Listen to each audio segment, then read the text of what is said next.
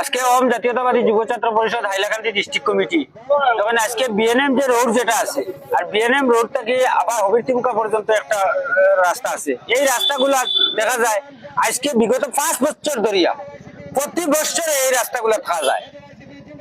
আজকে 20 থেকে 25 দিন আগে এই রাস্তা আমরা সুনামতে 47 লক্ষ টাকার কাজ আইছে, কিন্তু একজন কন্ট্রাক্টর আইয়া জেসিবি দিয়া পুন্না যেগুলা রাস্তা আসলো এগুলারে আবার ভাঙ্গি সাঙ্গিয়া, ওইখানে একটা গাড্ডা আসলো ইট দি সোলিং করিয়া আবার নাই কন্ট্রাক্টর। আমরা প্রশ্ন হইলো পিডব্লিউডি রাস্তার প্রশ্ন হইলো যে পিডব্লিউডি রাস্তার উপরে ইটের সোলিং কোন গাইডলাইনে পাওয়া হইলো আর এই সোলিংটা দেওয়া হয়।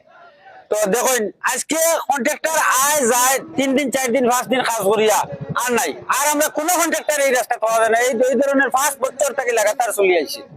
তো আমাদের আজকে ধর্ণা কার্যসূচির মূল রহস্যটা হইলো এই পিডব্লিউডি বিভাগের কর্মকর্তা এই 5 বছরের যে এই রাস্তাগুলোর হিসাব দিতে লাগবে, আর যদি হিসাব না দেন তাহলে আমরা পিডব্লিউডি অফিস ঘেরাও করতে প্রস্তুত।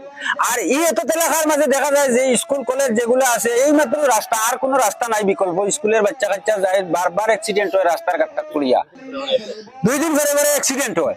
এই অ্যাক্সিডেন্টের কারণটা হলো মেইন হলো গিয়ে এই পিডব্লিউডি বিভাগের ইঞ্জিনিয়ার যে আছে এই হলো নেগলিজেন্সি।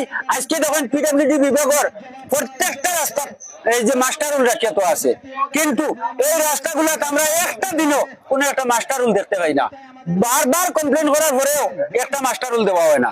আজকে দেখেন পিডব্লিউডি যে গাট্টা যেগুলো আছে আপনারা দেখলে একটা যদি রুগী নেওয়া হয় তাহলে হসপিটাল যাওয়ার আগে আমার মনে হয় এখানেও শেষ হয়ে যাবে।